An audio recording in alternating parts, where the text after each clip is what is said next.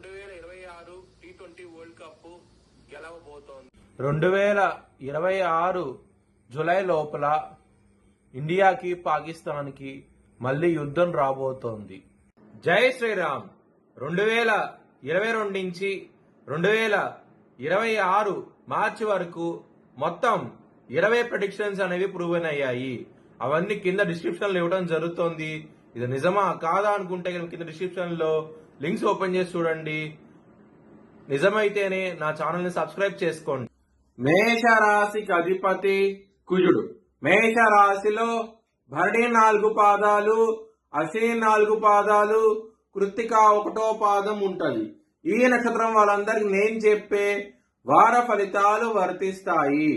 ఈ వారంలో మేషరాశి వారికి లాభస్థానంలో బుధుడు, రాహు, లగ్నంలో శుక్రుడు 3 గ్రహాలు యోగిస్తున్నాయి.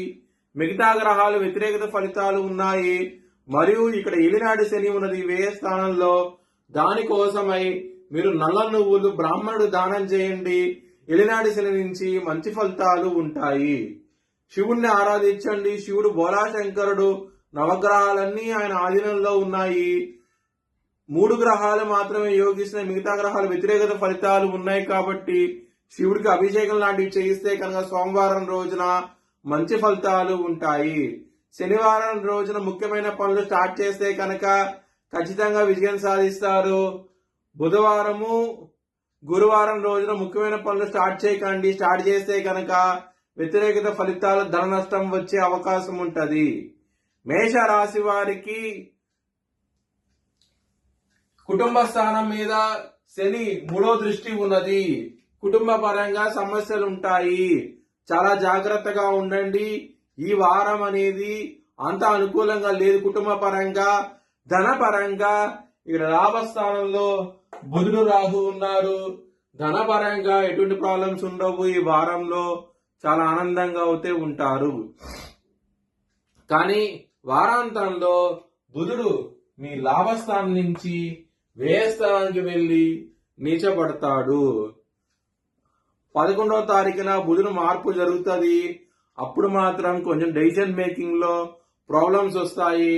చాలా జాగ్రత్తగా ఉండండి. ఇబ్బందులు పడే అవకాశం ఉంటది. శత్రువులతో జాగ్రత్తగా ఉండండి. హెల్త్ పరంగా సమస్యలు ఉంటాయి. చాలా జాగ్రత్త అంటూ ఎక్కువ తీసుకోండి. రవర్స్ కి అంత అనుకూలంగా అయితే ఉండదు. ఈ వారం అనేది పంచమాధిపతి అయిన సూర్యుడు శనితో కలిసి ఉండటం మూలంగా, శని రవి బద్ధశత్రువులు అవటం మూలంగా లవర్స్ కి అంత అనుకూలంగా ఉండదు. ఈ వారం అనేది ఇబ్బందులు అనేవి ఉంటాయి.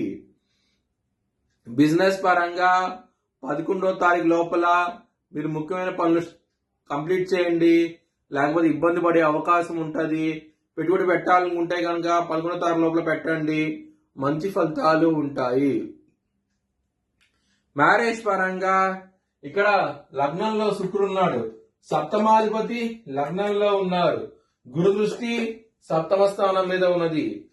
ఆడవాళ్ల మూలంగా మీకు మంచి ఫలితాలు ఉంటాయి. ఈ వారంలో ఒక స్త్రీ మూలంగా మీకు మంచి సంబంధం కూడా కుదిరే అవకాశం ఉంటది.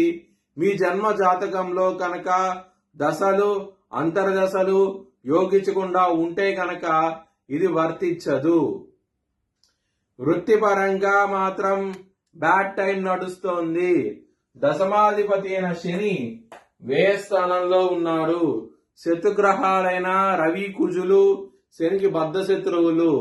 వాళ్ళు 12వ స్థానంలో ఉన్నప్పుడు వృత్తిపరంగా ప్రాబ్లమ్స్ ఉంటాయి. చాలా జాగ్రత్తగా ఉండండి.